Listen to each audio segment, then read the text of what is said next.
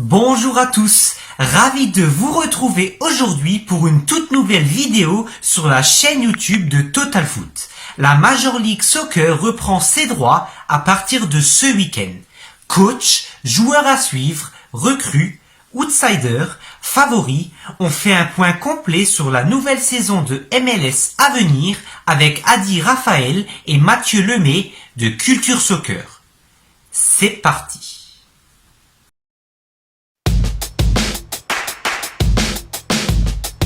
La 26e édition de la MLS sera composée de 27 équipes, 14 clubs à l'Est, 13 à l'Ouest, avec l'arrivée de la nouvelle formation d'Austin FC. À l'aube de la saison 2021, Columbus, équipe championne en titre, remet son trophée en jeu pour une nouvelle saison qui s'annonce passionnante. Très difficile de vraiment choisir certains coachs. J'aurais pu les nommer tous. Il y en a 27 et je pense que chacun a des challenges quand même assez intéressants à relever. Par contre, je me suis limité à 5 coachs parce que je pense que c'est important qu'on parle de ces 5 coachs-là. En tout cas, moi, je vais les suivre de très très près ces coachs-là. En premier, je vais parler de Bruce Arena. Bruce Arena, c'est l'entraîneur du Révolution de la Nouvelle-Angleterre. C'est un entraîneur qui a déjà gagné 5 MLS Cup et qui serait à ce moment-là sur le point en tout cas, il voudrait remporter sa 6e. Pendant longtemps, les observateurs en MLS ont pensé que ce serait un dinosaure. Il a été appelé dinosaure comme disant un entraîneur qui a fait son temps et qui était un peu surpassé et dépassé par la MLS et la progression de la MLS. L'année passée, il a prouvé que non, il était vraiment bel et bien encore bien en place avec la Révolution de la Nouvelle-Angleterre qui a fait une très très bonne année, arrivant jusqu'en je pense en finale en finale de la conférence de l'Est. C'est quand même une très très bonne équipe. Il a de très bons éléments au sein de cette équipe-là. Est-ce qu'il sera capable de remporter cette 6e coupe? Ce serait quand même extraordinaire, sachant que il l'aura fait avec 3 équipes différentes, si c'est le cas. Donc voilà, en premier pour Bruce Arena. Le deuxième entraîneur que j'aimerais nommer, ce serait à ce moment-là Bob Bradley avec LAFC, donc Los Angeles FC, qui a fait beaucoup de très belles choses. Il y a 2 ans, en 2019, ils ont même remporté la Ligue. Malheureusement, en playoffs, ils ont toujours trébuché. Bob Bradley, ancien sélectionneur national de l'équipe nationale des États-Unis, mais aussi qui avait déjà remporté aussi la coupe avec dans le passé en MLS. Après le 3e, ce serait Gabriel Heinze. Vous le connaissez tous en Europe en tant que joueur. Il a fait son retour. On va dire retour. Il a fait ses débuts en Argentine en tant qu'entraîneur. Il a été très, très bon. Puis maintenant, il rejoint Atlanta United qui était en grosse baisse de forme après le limogeage de Frank de Boer. Donc, Gabriel Heinze est très intéressant à voir. Il aime le beau jeu, vraiment. La grinta, même, on la voit même en tant qu'entraîneur. On voit que ces joueurs ont la grinta. Enfin, je veux aussi nommer Brian Schmetzer, qui est l'entraîneur des Sounders de Seattle, qui a tellement bien fait dans le passé, Brian Schmetzer, avec Seattle. Malheureusement, on sent que on est en la fin d'un cycle du côté des Sounders. Est-ce qu'il sera capable, encore une fois, de renouveler cet effectif-là et de faire en sorte que cet effectif soit encore une fois dans les finalistes ou dans les favoris de cette année 2021, sachant que il a fait quand même 3 finales sur les 4 dernières années. C'est quand même un gros succès pour Brian Schmetzer. Et enfin, Wilfried Nancy du côté de Montréal. Premier travail en tant qu'entraîneur-chef après le départ de Thierry Henry. Tous les analystes de la MLS pensent que Montréal finira grand dernier de cette ligue. Wilfried Nancy veut prouver qu'il a l'étoffe d'un entraîneur numéro 1. Donc, très intéressant de voir ce qu'il va faire avec le CF Montréal. Donc, plus l'Impact de Montréal, mais même le CF Montréal maintenant cette année. Alors, les coachs à surveiller, les entraîneurs à surveiller. Le premier qui me vient à l'esprit, moi, c'est celui qui, avec l'Union de Philadelphie, a remporté le Supporters Shield l'an dernier, c'est-à-dire l'équipe qui a ramassé le plus de points pendant la saison régulière. C'est Jim Curtin, l'entraîneur-chef donc à Philadelphie. Lui, Jim Curtin, c'est un entraîneur qui est là depuis le début d'un projet au sein de ce club, qui est parti, on va dire, du tout début.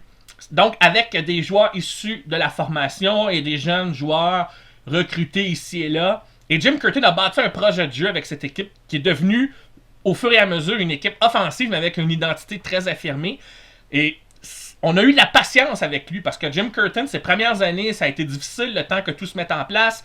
Il a même failli se faire virer. Et finalement, au fur et à mesure, là, depuis les 2-3 dernières années, son équipe aboutit à quelque chose. Il lui manque une coupe MLS, mais qu'ici, il va peut-être y parvenir. Quoique cette année, ça pourrait être compliqué, là, mais Jim Curtin, c'est un entraîneur donc à surveiller. Un autre à surveiller, c'est celui qui a gagné la Coupe MLS l'an dernier et qui l'avait gagné aussi en 2015, mais avec une autre équipe. C'est Caleb Porter. L'an dernier, avec Columbus, il est allé chercher le titre et il l'avait fait avec le Portland en 2015. C'est un entraîneur qui est très pragmatique parce qu'avec Portland, il a gagné en pratiquant un jeu de transition, alors qu'avec Columbus, il pratiquait un jeu plus équilibré, mais davantage axé sur l'offensive. Parce qu'il avait les joueurs pour. Donc, c'est un entraîneur qui amène un certain équilibre au sein de ses formations en quelque part et qui sait comment faire gagner ses formations. C'est un entraîneur là, typique de la MLS là, en termes nord-américains. Un autre entraîneur à surveiller, ceux qui sont en France le connaissent peut-être un petit peu, c'est Greg Vanney. Il a dirigé et il a construit, si on veut, le jeu du Toronto FC, parce que Toronto FC, avant, c'était quoi? C'était un club qui dépensait beaucoup d'argent, mais qui ne gagnait pas. Sous Greg Vanney comme entraîneur, le club s'est mis à gagner. Il a même été chercher un titre. Il a fait aussi 2 autres finales, où il s'est incliné, par contre. Et cette année, il n'est plus à Toronto, mais il est avec le LA Galaxy. Ça en dit long parce que le LA Galaxy, qui est le club bling-bling par excellence, a connu des saisons difficiles et on compte sur Greg Vanney pour relancer la formation californienne. Donc, c'est un entraîneur à surveiller sur ce plan-là. D'ailleurs, il recrute en France. Il est allé chercher 2 joueurs, comme Samuel Grandsir, entre autres, et un autre dont je parlerai peut-être là, plus tard, là, ou dans un autre segment, là, on ne sait pas trop, mais toujours est-il que c'en est un autre à surveiller. Un dernier nom, moi, que je soumettrais, c'est Mathias Almeida, l'entraîneur des Earthquakes de San Jose. Pourquoi j'en parle? C'est que lui, après avoir gagné la Ligue des champions CONCACAF avec Guadalajara, il y a de cela peut-être 2 ou 3 ans, je pense. En fait, ça fait un peu plus de 3 ans. Les Earthquakes l'ont recruté pour diriger les destinées de cette équipe qui était souvent dans les bas-fonds. Et Almeida est le seul en MLS, je parlais d'identité dans l'introduction tantôt, la multiplication des identités, c'est le seul à pratiquer encore un style homme pour homme, comme Giroud le faisait à Auxerre par exemple. J'évoque cet exemple pour nos auditeurs et nos auditrices de France. C'est le seul à pratiquer ce genre de couverture défensive. Il n'a pas encore eu tout le succès escompté, mais il est vrai qu'il y a eu une année de pandémie à sa 2e saison. Cette année, ça passe ou ça casse, mais ça reste un entraîneur qui a quand même permis à cette équipe-là de San Jose de progresser un peu. Va-t-il lui faire franchir une étape? Ça sera à surveiller. Peut-être un dernier nom rapidement, Oscar Pereira, qui a dirigé à Dallas et l'an dernier Orlando. Clairement, c'est un entraîneur de qualité qui semble savoir comment trouver avec les joueurs ce qu'il a sous la main, à les faire transcender, à maximiser leur performance. Parce qu'Orlando, il faut le savoir, depuis l'existence de cette équipe il y a 5 ou 6 ans, l'équipe ne faisait jamais les éliminatoires. On se qualifiait jamais, mais avec Pereira l'an dernier, on le fait et on a même franchi un tour. Lui qui était à Dallas et avec des joueurs aussi issus de l'académie de Dallas, il a amené cette équipe-là à un autre niveau, alors que dans l'Ouest, où Dallas joue, la concurrence était féroce. Alors voilà pour les entraîneurs à surveiller en MLS. Je dirais pas juste cette année, mais même pour les saisons subséquentes.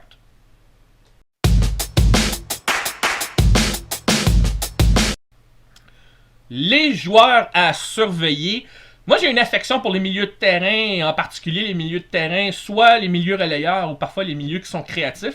Mais je vais commencer par les milieux relayeurs, à savoir tout d'abord Darlington Nagbe, dont le père, Joe Nagbe, est un ancien international nigérian. Alors oui, il y a un lien avec l'Afrique ici, bien que Nagbe joue pour les États-Unis. Darlington Nagbe, c'est un milieu relayeur de très petite taille, mais il amène un équilibre au milieu du terrain, tout simplement comme nul autre ne le fait en MLS et même peut-être dans d'autres ligues. Il faut l'observer pour comprendre. C'est le seul joueur à avoir remporté 3 titres MLS avec 3 clubs différents. Portland en 2015, Atlanta et ensuite l'an dernier avec Columbus, où il a retrouvé son entraîneur chéri Caleb Porter. Et Darlington Nagbe, c'est un joueur, maintenant il coûte cher, mais malgré le fait qu'il soit même plus petit que moi en taille, je pense qu'il fait à peine 5 pieds 5, 5 pieds 6, il équilibre le milieu de terrain comme personne. Et c'est un joueur en plus, lorsque ça compte vraiment, lorsqu'il est sous pression, il répond à l'appel. Un joueur un peu d'un profil similaire et qui est africain, lui, pour vrai, et qu'il faut, je pense, surveiller, c'est Yamiro Montero, un joueur du Cap-Vert, qui a été recruté par Philadelphie. Et voilà, on en revient à l'union de Philadelphie et du projet de jeu. Quand lui, Montero est arrivé il y a 2 ans, il a stabilisé l'entrejeu et il a permis à Philadelphie de prendre une autre dimension. Ce qui est impressionnant dans le cas de Yamiro Montero, c'est qu'il est un peu dans le milieu de la vingtaine. C'est l'exemple du joueur qui n'est pas un joueur désigné, mais qui fait beaucoup pour son club. Et cette année, il va peut-être avoir un rôle à jouer différemment parce que les meilleurs éléments, comme le défenseur Mark McKenzie et le milieu de terrain créatif offensif Brandon Aronson sont partis. Aronson est parti pour le Red Bull Salzbourg, entre autres. C'est un meneur de jeu de plein de talent, âgé de 19-20 ans. Est-ce que Yamiro Montero, son rôle va changer? Parce qu'il est bon dans les deux sens du terrain, là, ce qu'on appelle entre les deux surfaces de réparation, comme Nagbe d'ailleurs. Bref, c'en est un joueur à surveiller. Un buteur qu'il faut surveiller, mais lui, c'est parce qu'il est de retour après une saison entière sous le bistouri, si je peux dire. Il avait été blessé pendant toute une saison à la suite d'une blessure au genou. Ben, c'est Joseph Martinez, l'attaquant d'Atlanta United.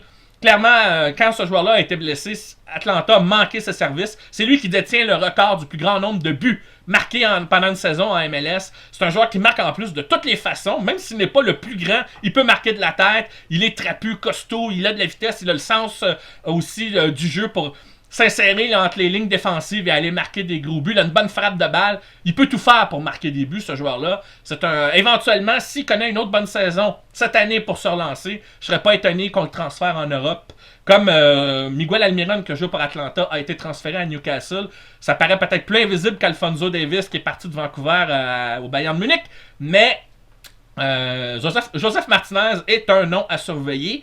Puis peut-être un dernier nom qu'il faudrait surveiller comme ça. Moi, je le mentionne, mais c'est parce que c'est aussi un joueur qui joue à Montréal. Moi, je vais mentionner le Québécois Samuel Piette, qui est l'exemple du pitbull ou du bulldog à 3 poumons. C'est un joueur qui a le cœur sur la main. C'est d'abord un récupérateur, mais l'année dernière, sous Thierry Henry, son jeu a pris une autre dimension. Il est devenu un peu plus polyvalent. Qu'est-ce qu'il va en faire cette saison? Ça va être à surveiller. Selon moi, il va être amené, je l'espère, à stabiliser l'entrejeu, même si son profil est plus défensif.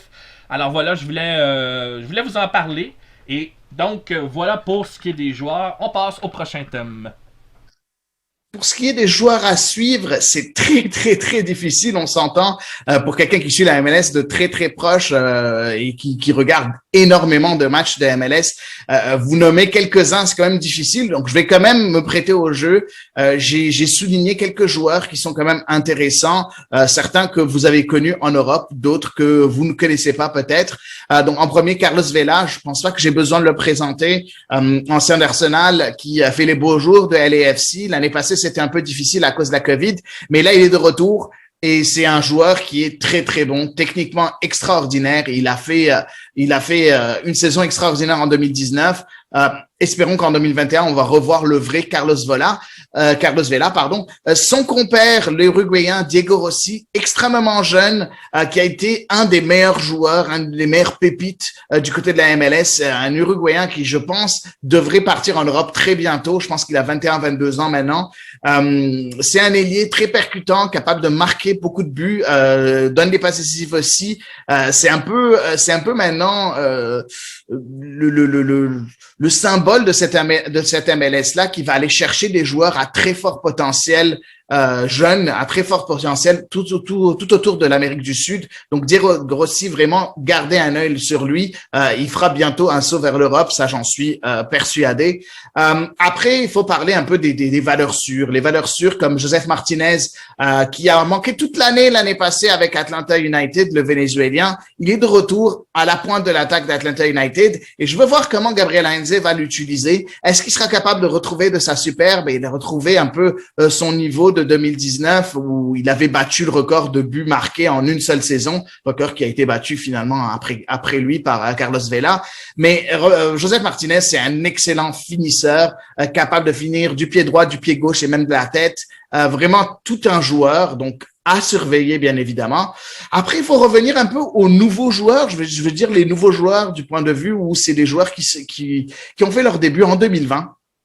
Et c'est des joueurs qui ont vraiment aider leur équipe à passer de cap.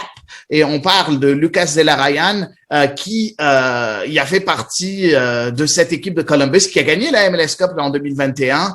excellent numéro 10, capable de marquer des buts extraordinaires et de créer des choses vraiment à partir de rien. Tout un joueur, Lucas Zelarayan, l'Argentin, donc un joueur vraiment à garder en tête quand vous regardez les matchs de la MLS. Sinon, aussi, en tant que milieu offensif, dans un registre un peu différent que Lucas Zelarayan, c'est Emmanuel Reynoso du côté de Minnesota United. Une vision de jeu, mais tellement extraordinaire. Il peut vous donner des passes à profondeur, des trucs de malade. C'est vraiment tout un joueur, ce joueur-là. Aussi un Argentin, donc Emmanuel Reynoso. Sinon, on peut pas oublier le maître en la matière, Nicolas Lodeiro du côté des Sounders, qui est toujours là. Je pense à 32 maintenant, 32 ans, 33 ans maintenant. Il est toujours aussi bon. C'est un peu lui la plaque tournante de cet effectif des Sounders de Brian Schmetzer. C'est toujours un régal de le voir jouer. Donc, j'ai vraiment hâte de voir Nicolas Lodeiro à l'œuvre avec peut-être un renouveau de la part des Sounders. On verra de ce point de vue-là. Mais ça, c'est quelques joueurs que j'aimerais mentionner, sans oublier Javier Hernandez, Chicharito pour les amoureux de Manchester United ou bien du Real Madrid, qui est là, qui a été extrêmement décevant en 2020. Je suis sûr qu'en 2021, il va vouloir casser tout devant lui, casser la baraque, comme on dit. Donc, est-ce qu'il va réussir avec son nouvel entraîneur Greg Vanney? C'est possible. Il va falloir suivre ce joueur-là, Javier Hernandez ou Chicharito, comme vous le connaissez.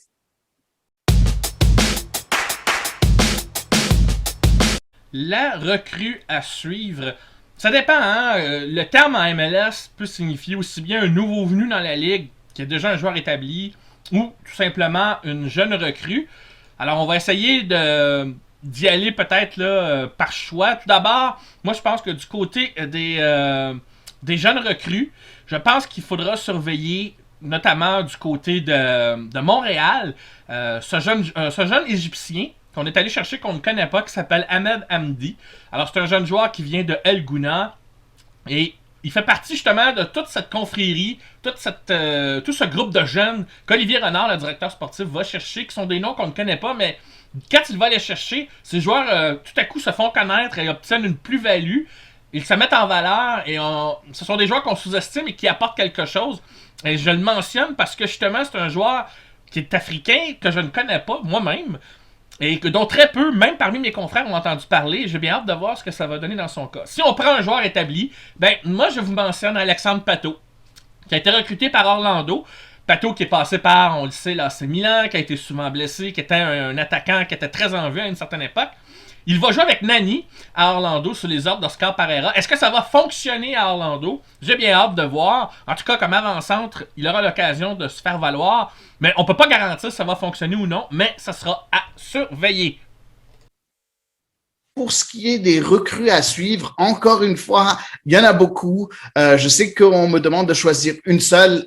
C'est trop difficile. J'en ai choisi 5. En premier, Brenner, du côté de Cincinnati, du FC Cincinnati, qui a été un peu la risée de tout le monde depuis qu'ils ont rejoint la MLS en 2019. Depuis, Cincinnati a dépensé 15 millions pour la recrue Brenner. D'un autre côté, il y a Santiago Sosa, qui a signé du côté d'Atlanta United en provenance de Boca Juniors, un jeune joueur argentin à peu près 21 ans, un milieu défensif, et on a hâte de voir si jamais il va pouvoir un peu casser un peu les lignes et bien évidemment faire la récupération comme il faut pour un peu relancer la machine du côté d'Atlanta. Donc, très intéressant de voir Santiago César du côté d'Atlanta United. Sinon, je dirais Ryan Shawcross, juste parce que c'est intéressant, c'est un gros nom, ancien international anglais qui maintenant à 33 ans rejoint l'Inter Miami. Est-ce que il va pouvoir se montrer comme vraiment un international anglais qui a fait les beaux jours de Stoke dans le passé? Maintenant, on sait que Stoke n'est plus aussi bien placé qu'avant, mais c'est une recrue assez intéressante. Bien évidemment, les contacts de David Beckham ont réussi à convaincre un joueur comme Ryan Shawcross de venir du côté de l'Inter Miami. Sinon, pour ce qui est des joueurs sud-américains, on a un Thomas Pochettino qui a signé avec Austin FC, la nouvelle franchise en MLS, la seule franchise d'expansion en MLS. Ça va être très intéressant. Le milieu de terrain, c'est un milieu relayeur argentin. Il y a vraiment de très bons échos sur ce joueur-là. J'ai hâte de voir s'il va être capable de montrer un très, très bon niveau et de s'adapter à la MLS. Et enfin, je veux noter le jeune Roumain Alexandru Matan, qui a signé avec le Crew de Columbus, qui a fait un excellent Euro Espoir. Je pense que vous avez dû le voir avec la Roumanie en marquant un excellent but. Il vient tout juste de signer à Columbus, donc un jeune joueur roumain qui joue au poste d'ailier. Est-ce qu'il va être capable de donner ce qu'il est capable de faire du côté du Crew de Columbus sous les ordres de Caleb Porter? Ça va être très, très, très intéressant aussi. Donc voilà les recrues à suivre. Donc comme j'ai dit, j'en ai juste 5, mais il y en a plein d'autres. Il y en a plein d'autres et on pourra en discuter si vous voulez, quand vous voulez sur les réseaux sociaux.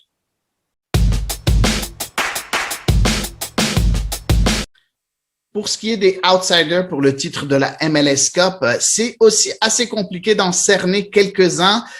Mais il y en a deux, je vais en choisir deux, donc un de la conférence Est et l'autre de la conférence Ouest. Du côté de l'Ouest, je vais choisir le Sporting Kansas City. Kansas City est vraiment un club très bien structuré avec l'entraîneur qui a la plus longue longévité du côté de la MLS, avec Peter Vermes, l'hongro américain. Donc Kansas City avec un très très bon attaquant, avec de bons défenseurs, un très très bon milieu aussi, pourrait créer la surprise et aller très très loin lors de cette année et lors des playoffs de la MLS.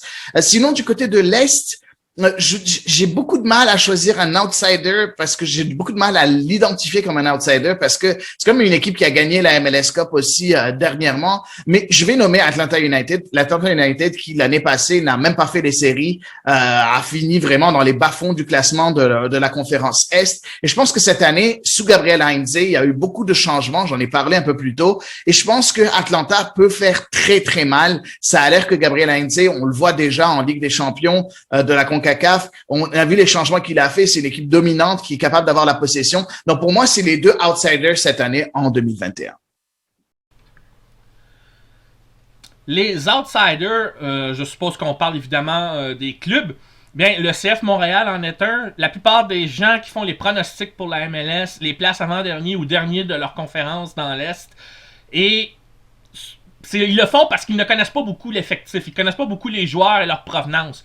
Pourtant, au vu de ce qu'on a vu avec le projet que Thierry Henry, l'entraîneur, avait commencé à mettre en place et dont on s'attend à ce que son successeur, qui était son adjoint, Wilfred Nancy, qui est maintenant le nouvel entraîneur, va tenter probablement de poursuivre, et comment Olivier Renard recrute et force les jeunes joueurs, j'ai le sentiment que le club devient un outsider et que ce club va progresser de façon crescendo pendant la saison et pourrait au contraire, faire des éliminatoires là, juste au-dessus de la ligne, c'est-à-dire là, au milieu pas loin du milieu de peloton.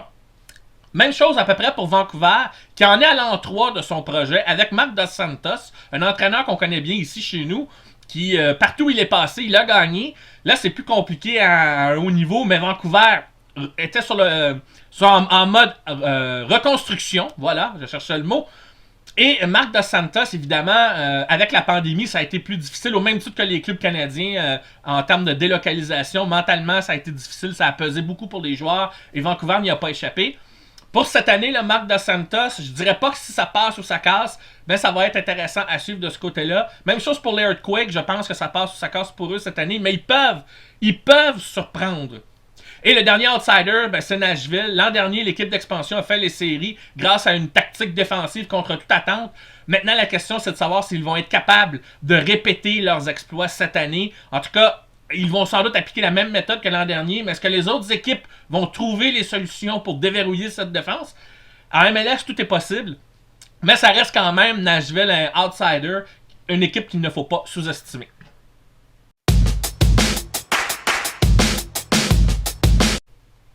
Les favoris, de ce côté-là, il y en a plusieurs. Il y a certaines équipes, par contre, qui vont baisser au classement. L'an dernier, Philadelphie qui a remporté le Supporters Shield. Je doute qu'ils rééditent leur exploit cette année. Ça reste encore une bonne équipe, mais elle est, selon moi, sur papier, moins forte.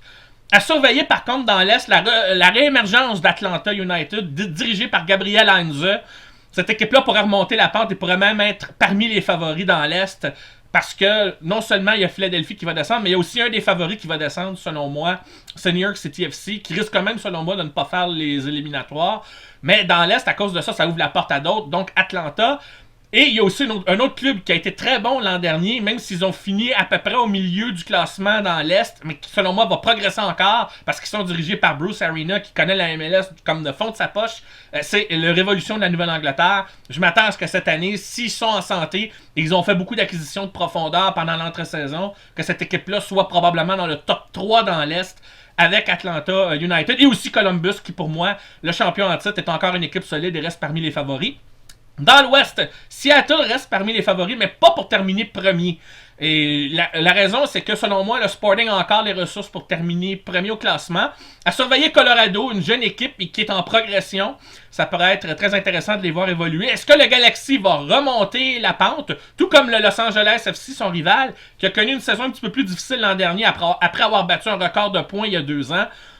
C'est une équipe qui reste, selon moi, parmi les favorites, mais est-ce qu'ils ont su combler leur lacune qui était ressortie beaucoup plus l'an dernier, c'est-à-dire en défense, malgré Carlos Vela, la star mexicaine?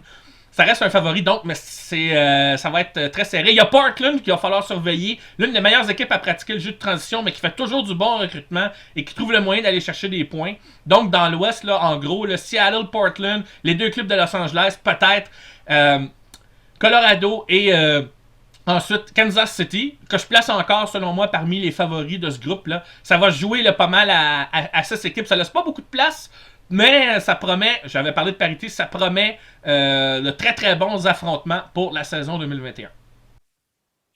Pour les clubs favoris, c'est encore une fois difficile à cerner en MLS, mais écoutez, il y a 2 clubs qui sortent du lot vraiment lors de cette année 2021. On a LAFC du côté de l'Ouest, Los Angeles FC, qui est un peu l'équipe que tout le monde veut avoir, avec un excellent milieu de terrain, une excellente attaque. Il y a eu quelques petits problèmes défensifs l'année passée, mais ça a l'air que cette année, avec quelques ajouts, dont Murillo et ainsi de suite, il y a vraiment beaucoup de talent. Il y a même le jeune Coréen qui est le latéral gauche qui est venu et qui a rejoint cette équipe-là. On sent que cette équipe est beaucoup plus complète, beaucoup plus forte défensivement. Donc, on a l'impression que c'est l'année où ça passe ou ça casse du côté de LAFC, parce que je pense pas que Bob Bradley et ses dirigeants vont pouvoir garder de nouveau Diego Rossi encore ici, tout comme Carlos Vela, et les convaincre de rester au sein de cette franchise. Après, tout est possible, mais LAFC pour moi est le grand favori à l'Ouest et un des favoris pour le titre.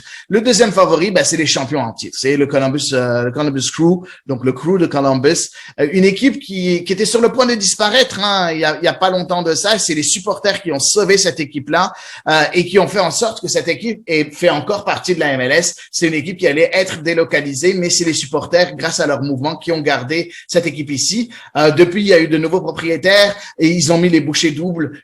C'est une équipe qui a remporté la MLS Cup l'année passée, comme je l'ai dit, on a nommé un peu plus tôt Lucas de la Ryan, mais cette année, ils ont ramené beaucoup de vétérans qui sont là pour encore plus donner de la variété à l'entraîneur Caleb Porter. Beaucoup de joueurs aussi intrigants. J'ai parlé un peu plus tôt d'Alexandru Matan du côté de la Roumanie. Il y a vraiment de très bons joueurs. C'est une équipe très complète avec beaucoup de profondeur. Donc, les 2 favoris pour moi, comme je l'ai dit, le Crew de Columbus et Los Angeles FC.